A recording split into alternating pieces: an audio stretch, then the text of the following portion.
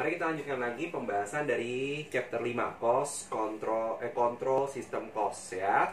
Nah, sebelum masuk pembahasan jangan lupa untuk mengambil PPT yang ada di dalam portal kalian masing-masing, yaitu pada pertemuan ke-16 yaitu terkait dengan chapter 5 control system cost ya. Setelah itu siapkan juga buku di bab 5 dari e-books kalian atau buku fisik kalian. Kalau saya dari e-books ya, yaitu ada di halaman 173, starting halaman 173 ya. Kita bahas bahwa control system cost. Kalau kita mendengar kata control system cost, apa yang kita pikirkan atau kita bayangkan? Ya, di sini ada cost, itu berarti ada biaya atas pengendalian, sistem pengendalian. Nah, biaya atas sistem pengendalian dibagi dua nih ya. Nah, sebelum masuk ke pembahasan, kita lihat dulu nih ke learning objektifnya, yaitu mahasiswa mampu menjelaskan elemen-elemen yang ada di dalam biaya pengendalian. Nah, jadi terkait dengan pengendalian manajemen, kita punya biaya juga nih dalam hal ini ya. Nah, di situ outline-nya ada dua, direct cost dan indirect cost ya, direct cost dan indirect cost ya. Jadi ada dua topik utama. Nah, sebelum bicara cost, kita bicara juga dengan benefit. Nah, kenapa? Karena kita harus tahu ya, benefit harus lebih besar daripada cost, benefit over cost. Nah, sebelum bicara tentang control cost, kita bicara control benefit. Control benefit, apa sih keuntungan atau keunggulan yang ada yang pengendalian yang kita udah pernah bahas sebelum-sebelumnya adalah meningkatkan probabilitas tercapainya tujuan organisasi dengan orang-orang ada di dalamnya akan sepakat, sepaham, kongruen ya, motivasi yang sama untuk membangun perusahaan. Nah, itulah benefit dari pengendalian. Di sini kata a higher probability that people will both work hard and direct their energies to serve the organization interest ya. Nah, jadi possibility itu akan meningkat bahwa tujuan perusahaan itu akan tercapai dengan baik, akan tercapai sesuai dengan harapannya. Nah, tentunya ada biaya nih. Nah, biaya itu ada dibagi dua, biaya direct dan indirect. Nah, biaya direct pun kita bicara ada yang dapat diukur dengan uang, quantifiable. Nah, contohnya apa? Contohnya ya, kita bicara dulu nih. Apa aja sih pengendalian manajemen? Ada yang namanya result, control, action, control, gitu ya, personal, control, dan cultural control. Nah, result control, pengendalian hasil. Ketika kita berharap setiap orang mau melakukan fungsinya masing-masing untuk mencapai tujuan perusahaan, tentunya diukur dari kinerjanya. Ingat, di dalam result control ya, bottom line-nya adalah reward and punishment. Reward itu bisa berupa kompensasi secara finansial ya, non finansial ya. Ya, anggaplah dalam hal ini adalah gaji, bonus, komisi. Nah, yang saya pernah cerita bagaimana begitu banyaknya driver Gojek, Gokar, Gosen, Grab gitu ya, mereka bekerja dengan sepenuh hati, sekuat tenaga, dan ukurannya apa? Ya, daily reward buat mereka, yaitu apa? Bonus ya. Nah, berupa apalagi komisi buat mereka. Nah, itulah result control. Itu juga merupakan apa? Biaya dari pengendalian. Nah, kemudian ketika kita bicara action control, misalnya pembatasan perilaku secara fisik. Nah, tentunya perusahaan itu memasang CCTV di kantor. Nah, CCTV itu beragam kan ya? Ada CCTV cuma satu arah, 360 derajat, CCTV yang bisa melihat gambar plus suara. Nah, itu merupakan bagian dari action control, ada biayanya. Contoh lain ya, dalam action control, misalnya ketika perusahaan itu menambah tenaga kerja untuk pekerjaan yang sebenarnya sudah cukup, menambah jumlah orang untuk melakukan fungsi yang sama, redundansi. Nah, itu cuma biaya. Kenapa? Karena perusahaan harus membayar gaji lebih banyak orang untuk melakukan fungsi yang sebenarnya sudah bisa dilakukan oleh cuma satu atau dua orang. Dia tambahkan karyawan ya. Nah, walaupun dengan menambah itu diharapkan apa? Ada benefit. Ya, tadi control benefit. Dengan harapan ketika ada tambahan orang, berarti artinya apa? Ada pengendalian secara tidak langsung di situ ya. Nah, kemudian ada juga terkategori direct cost tapi yang difficult to quantify, sulit untuk ditentukan secara nilai uang satuannya. Contohnya apa? Ketika melakukan pre-action review ya, pre-action review. Nah, makanya perusahaan pada saat pre-action review butuh waktu ya kan, melihat proposal, mengevaluasi, kemudian apa? Mungkin mencocokkan dengan budget atau bahkan membuat budget di periode sebelumnya. Nah, itu merupakan bagian biaya secara direct cost tapi sulit ditentukan berapa nilai satu nol ini. Kenapa? Karena ada pengorbanan waktu. Nah, ya kan, begitu panjang waktu untuk mengevaluasi, gitu kan, membuat budget. Nah, itu bagian daripada itu. Nah, contoh lain yuk, sebelum maju ke cost yang lain. Misalnya di dalam personil control. Dalam personil control yang pada pembahasan sebelumnya yang kita membahas bahwa ketatnya sistem pengendalian personil, yaitu pada saat selection dan placement. Nah, tentunya ya, karena perusahaan itu punya banyak tahapan dalam melakukan selection dan placement. Ada tes tertulis, ada wawancara dengan user, dengan direksi, dengan HRD. Kemudian juga ada terakhir mungkin medical check up. Ada mungkin beberapa perusahaan yang membutuhkan skill dari karyawan untuk bisa mencapai TOEFL tertentu dalam bahasa Inggris. Maka dilakukan pengetesan oleh pihak luar, gitu kan ya. Nah, biaya-biaya tersebut yang dikeluarkan, semakin ketatnya pengendalian terhadap personil misalnya, itu merupakan biaya secara out of pocket cost. Perusahaan harus mengeluarkan biaya tersebut, gitu kan. Nah, biaya-biaya tersebut itu terkategori dalam direct cost. Nah, kenapa sih perusahaan mau melakukan biaya yang begitu besar ya? Karena balik lagi tadi, bahwa pentingnya pengendalian, pentingnya ketatnya sebuah pengendalian untuk apa? Memudahkan perusahaan dalam mencapai tujuan, gitu kan? Pada cultural control misalnya ada satu part yaitu namanya social and physical arrangement. Nah, satu di dalamnya adalah apa? Penggunaan seragam. Nah, bagaimana berapa besar ya biaya yang dikeluarkan perusahaan untuk membuat seragam bagi karyawannya, ya, menciptakan lingkungan kerja yang nyaman, lingkungan kerja yang seragam, gitu kan ya. Terus melakukan apa? Physical arrangement, tata letak kantor yang nyaman gitu bagi karyawannya. Itu merupakan biaya, gitu kan. Nah, lanjut, ada biaya yang tadi secara direct cost. Kita udah kasih beberapa contoh ya, banyak contoh. Nah, kita masuk kepada indirect cost, yaitu biaya secara tidak langsung. Yaitu salah satunya adalah behavioral placement, displacement, gamesmanship, operating delays, dan negative attitude. Ada 4 hal yang kita mau bahas nih ya. Oke, kita masuk yang pertama, yaitu kita bicara behavioral displacement. Lihat di bukunya juga, di halaman 174. Kita bicara adalah halaman 174, behavioral displacement dikatakan adalah is a common MCS related side effect that can expose organization to significant indirect cost. Nah, jadi salah satu bentuk yang biasa daripada efek samping manajemen kontrol sistem adalah behavioral displacement yang dapat memberikan contoh adanya indirect cost. Nah, di sini kita melihat nih ya, salah satu keterkaitan behavioral displacement dalam result control. Nah, yuk ikuti pola pikir saya ya. Apa tadi result control? Pengendalian di dalam suatu sistem manajemen, ya kan, dalam kontrol manajemen, yang mana orang-orang dalam organisasi akan dinilai berdasarkan performance-nya, sesuai apa tidak dengan targetnya, sesuai dengan indikator yang telah disusunnya, gitu kan. Nah, terkadang dengan adanya pengendalian hasil tersebut menyebabkan adanya penyimpangan perilaku. Nah, di sini dikasih 2 contoh ya. Contoh yang pertama misalnya, saya ambil di halaman 174 ya. Jadi kalian bisa fokus di buku di halaman 174. Itu ada 2 contoh. Misalnya contoh yang pertama, when broker firms reward their brokers through commission on client trades, some brokers respond by turning accounts, engaging in more transactions than are in the customer's best interest, and that run the risk of client dissatisfaction and turnover. Misalnya adalah sebuah broker. Nah, anggaplah saya kasih satu contoh lain, sebuah broker saham, di mana dia adalah bekerja di sebuah perusahaan manajemen investasi. Ternyata kinerja dia diukur dari seberapa banyak dia bisa melakukan trading, jual beli daripada investasi kliennya. Nah, karena si individu ini dinilai berdasarkan berapa sering transaksi, berapa banyak transaksi jual beli, dia akan mendapatkan komisi, maka individu tersebut akan mencapai achievement yang baik dengan cara apa? Dengan cara dia akan melakukan trading sebanyak mungkin dari investasi kliennya yang diinvestasikan kepada perusahaan tersebut dikelola oleh individu tadi. Nah, akhirnya apa? Trading tersebut akan dilakukan demi adanya komisi bagi dia. Tetapi dia tidak mempertimbangkan bahwa sebenarnya akan memberikan dampak positif gak buat kliennya.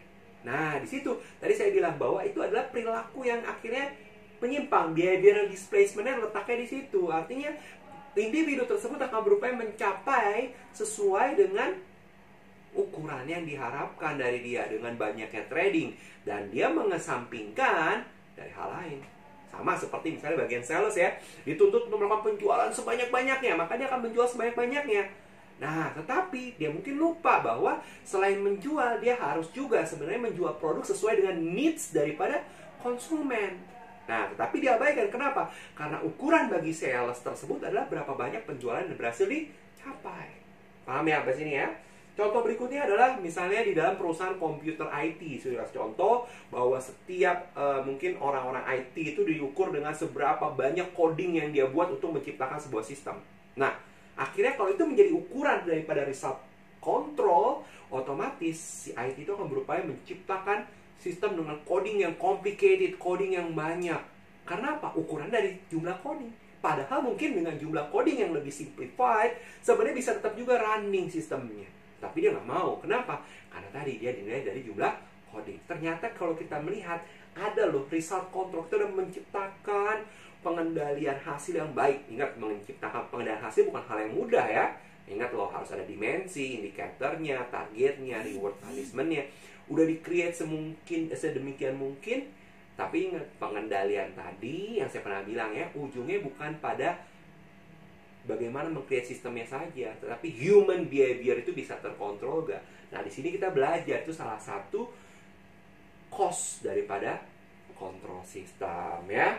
Oke, kalau kita mengkaitkan misalnya ini dengan pengendalian hasil, tadi udah ya, pengendalian tindakan. Misalnya lihat di halaman 176 ya.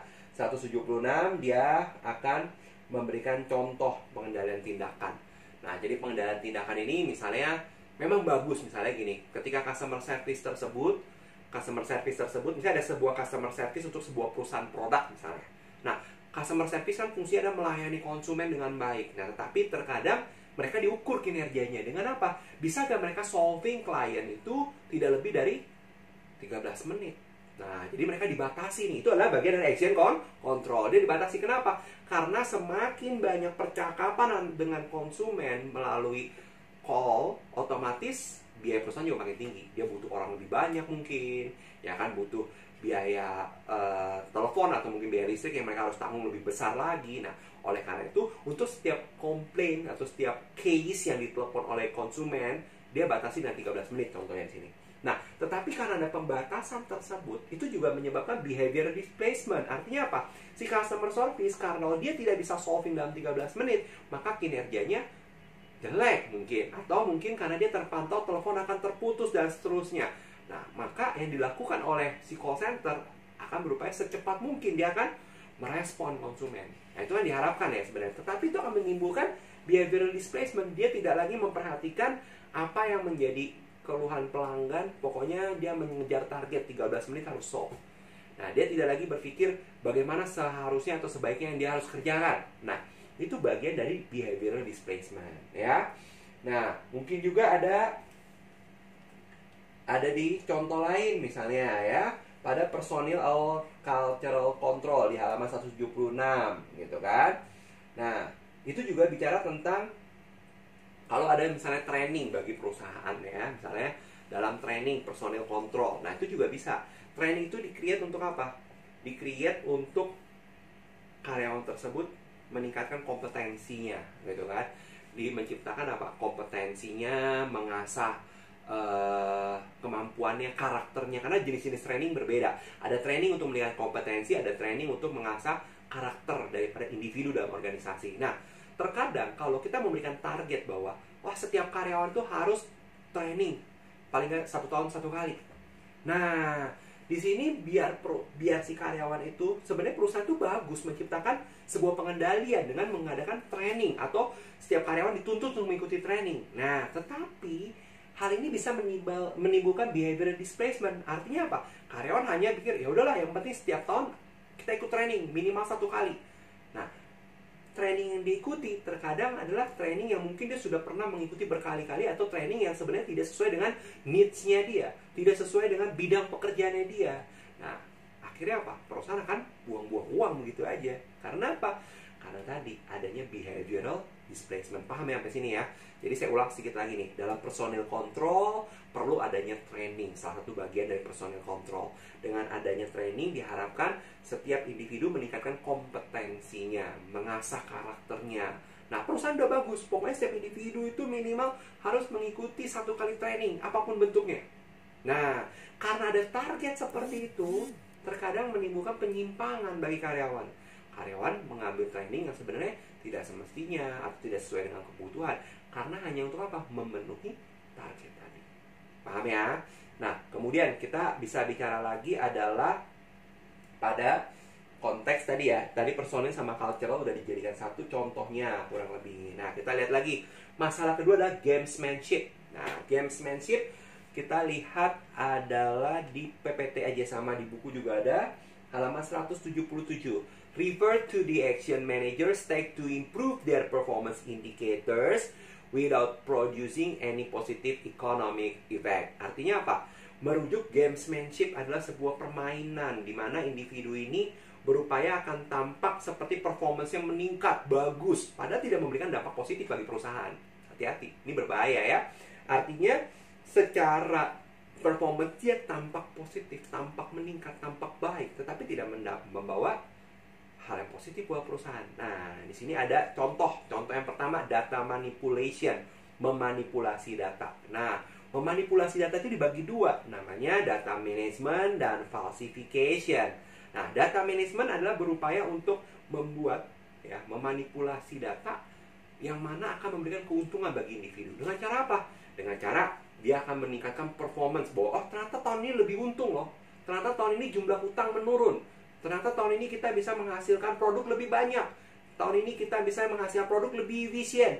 Nah, padahal data itu adalah data yang create, yang manipulasi, tampak sebagai kinerja dia yang berhasil. Hati-hati, itu yang pertama. Yang kedua, falsification adalah memberikan data yang error. Nah, artinya memberikan data yang tidak tepat. Nah, beda loh dengan manipulation, dengan manajemen. Dalam hal manajemen berarti ada pemikiran dia untuk mencapai sebuah target, apa yang diharapkan. Tetapi falsification adalah bagaimana dia menyajikan data yang sebenarnya tidak tepat, atau mungkin bukan data dia yang disajikan, tapi tampak seolah-olah data dia. Nah, itu bedanya ya. Nah, kemudian yang kedua, creation of slack resources. Nah, di situ ada bagaimana membuat slack, sumber daya yang lebih. Contoh gini, seorang bagian sales, dia diberikan target, misalnya gini, pada setiap tahun dia mampu setiap bulan ya, dia menjual 1000 unit. Nah, ketika dia mau membuat target, ditanyakan, berapa untuk bulan depan target yang kamu bisa capai? Dia akan menjawab gini, ya udah, saya capai 1000. Padahal di bulan-bulan sebelumnya dia sudah sanggup mencapai 1000. Kenapa bulan depan dia 1000 lagi? Karena dia yakin bahwa dia akan mencapai target, performance-nya bagus. Nah, sehingga apa? Dia tidak perlu usaha lebih keras lagi untuk mencapai target. Nah, sehingga ini dikatakan sebagai slack resources. Harusnya dalam menetapkan target yang tadi, bahwa oke, karena bulan-bulan sebelumnya sempat 1000 sudah mencapai, dia harus bulan depan mungkin 1100, 1200. Tetapi karena dia tahu bahwa dia yang berhak untuk menentukan berapa targetnya, ketika ditanyakan berapa target yang seharusnya dia bisa capai, nah dia mencari peluang, kesempatan. Sama seperti biaya, bisa juga. Misalnya seorang staff diminta untuk melakukan perjalanan. Nah, kebetulan dia udah hitung-hitung nih biaya perjalanan selama 3 hari, akomodasi, transportasi, dan selebihnya misalnya adalah sekitar 2 juta. Cukup. Nah, tetapi dia bisa aja membuat anggaran yang lebih, 2.500.000, gitu kan. Nah, sebenarnya buat perusahaan itu akan berdampak negatif. Kenapa? Karena si karyawan tersebut menggunakan slack resources. Artinya apa? Ada potensi kemungkinan dia akan melakukan pemborosan karena budgetnya dia approve 2,5 juta, padahal dia tahu bahwa 2 juta saja cukup, ya. Nah, itu adalah berupa bagian daripada indirect cost. Jadi dengan adanya pengendalian kayak tadi pre-action review, nah hati-hati, itu akan menimbulkan gamesmanship, bisa jadi di situ ya. Oke. Kemudian ada yang namanya operating delays. Operating delays adalah keterlambatan dalam operasional. Nah, ini juga dalam action control kaitannya ya, bahwa dengan adanya action control yang terlalu tinggi atau terlalu ketat, maka otomatis menimbulkan indirect cost, yaitu artinya apa? Keterlambatan. Karena proses misalnya ya, sebuah proposal harus direview sedemikian rupa, sehingga apa? Sehingga makan waktu yang panjang ya. Makan waktu yang panjang, otomatis apa? Otomatis kegiatan akan lama dilakukan. Nah, kadang-kadang bukan hanya terbatas sampai pada lama, soalnya selama aja loh dilakukan. Kadang akan mendapat dampak negatif, yaitu apa? Ternyata opportunity banyak yang hilang karena terlalu banyak pertimbangan dalam hal itu ya. Itu bisa menyebabkan operating delays. Atau kemungkinan juga begini, dengan adanya redundancy kita harapkan bahwa kontrol semakin ketat ya dong, karena dengan harusnya pekerjaan bisa dilakukan oleh 2 orang, kita tempatkan 3 orang, diharapkan yang satu sebagai pengontrol gitu kan. Nah, sehingga apa yang dipahami oleh 2 orang itu tidak hanya berdua, jadi bisa bertiga yang mengerjakan. Dan mungkin diharapkan pekerjaan bisa lebih cepat. Tetapi dengan ada redundansi malah bisa saja menghambat pekerjaan. Kenapa? Karena mereka tidak produktif jadinya. Yang harusnya 2 jadi 3. Yang tadinya 2 orang bisa mengerjakan dengan 2 komputer, harus berbagi dengan 3 orang, akan memperlambat. Atau bahkan mungkin mereka akan menjadi apa? Ngobrol malah. Tidak produktif. Nah, itu menimbulkan operating delays. Nah, kemudian negative attitude ya. Negative attitude bisa kita lihat juga di pembahasan kita di halaman berapa nih? Negative attitude ya. Nah, ada ya. Negative attitude di situ ada di halaman 180-an ya. Ya, 181. Ya, ada negative attitude. Nah, negative attitude itu terkadang perilaku yang negatif. Kenapa?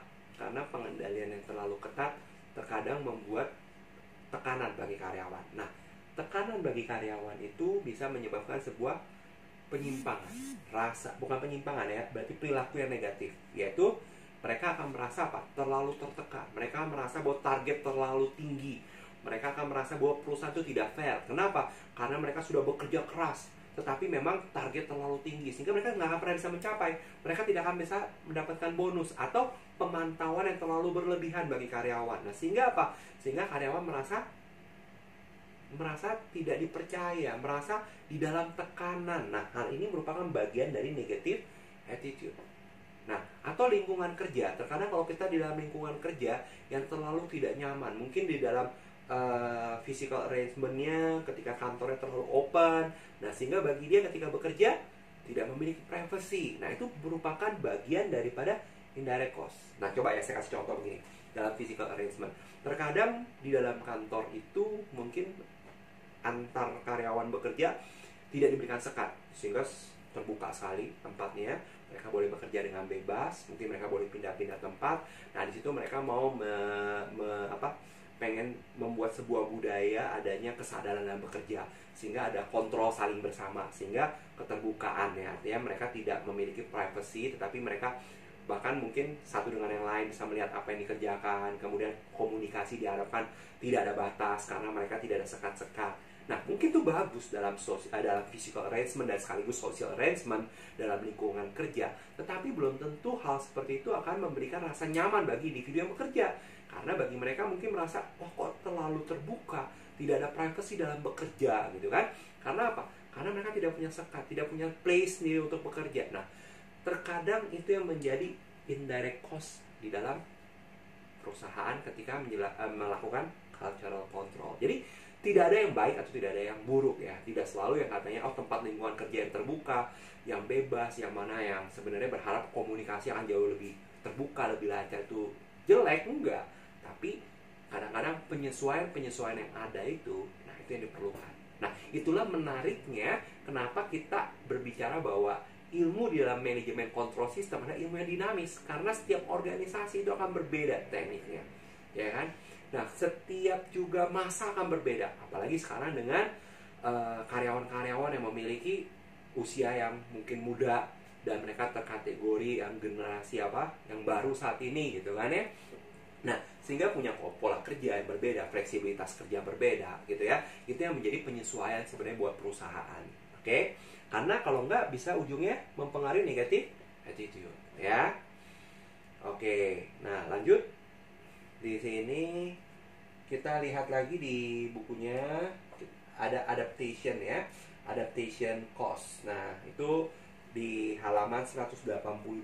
Nah, di dalam adaptasi, biaya adaptasi adalah bagaimana perusahaan menggunakan manajemen kontrol sistem ya untuk beradaptasi dengan berbagai strategi yang ada, lingkungan bisnis yang ada tadi. Makanya saya bilang itu merupakan hal yang penting ya. Nah, di situ ada beberapa item. Yang pertama adalah national culture ya. Budaya sebuah negara itu akan mempengaruhi bagaimana manajemen kontrol sistem itu harus beradaptasi ya kan di dalam strategi perusahaan untuk mencapai tujuannya. National culture, kemudian ada lagi yang kedua adalah local institution ya. Misalnya dalam sebuah negara, sebuah wilayah mereka punya peraturan. Nah, itu merupakan bagian dari local institution yang mereka harus pertimbangkan bagaimana peraturan di lingkungan setempat. Nah, bagaimana budaya politik di dalam lingkungan setempat. Nah, itu merupakan hal yang perlu diperhatikan. Kemudian juga difference in local business environment ya, lingkungan bisnis lokal itu juga menjadi perhatian buat perusahaan di mana dia berdiri. Kadang-kadang perusahaannya sama, tapi dia punya banyak anak perusahaan di wilayah yang berbeda-beda. Nggak usah kita bicara antar negara ya, bagaimana budaya ketika membangun bisnis di Jakarta, di Yogyakarta, di Bali. Nah, mereka punya local business environment yang berbeda, lingkungan bisnis yang berbeda ya, tata cara berdagang yang berbeda, tata krama berdagang juga pun berbeda-beda. Nah, sehingga itu yang perlu kita cari tahu, perlu kita sesuaikan, dan bagaimana kita mengembangkan kontrol sistem yang berbeda. Mungkin secara general akan sama, tapi implementasinya akan berbeda ya. Ketidakpastian juga harus diantisipasi, dan inflation. Terakhir ada talent. Talent adalah orang-orang yang kompeten ya. Orang-orang yang kompeten itu juga sangat mempengaruhi bagaimana kita create manajemen kontrol ya. Jadi foreign currency translation juga ada. Nah, jadi hal-hal yang merupakan ketidakpastian tersebut itu perlu menjadi perhatian dalam manajemen kontrol sistem ya. Kita ulang, berarti ada apa? Ada national culture ya, nation culture mereka gitu kan. Kedua ada local institution, business environment. Kemudian juga perlu diperhatikan ada uncertainty, ketidakpastian ya. Ketidakpastian contohnya apa sih ketidakpastian ya? Kayak sekarang kita berbicara bahwa adanya wabah secara global, mungkin ada secara banjir kemarin ini, yaitu merupakan bagian dari kondisi dalam sebuah negara, kondisi dunia yang harus kita pertimbangkan ya. Karena itu bagian dari ketidakpastian. Nah, kemudian juga ada inflation, inflasi, kemudian talent ya, skill dari orang-orang yang ada. Ingat sebagai bagian dari apa? Aset perusahaan. Foreign currency juga harus diperhatikan ya. Balik lagi fokus kepada PPT-nya. Dia di situ ada keep a behavioral focus ya.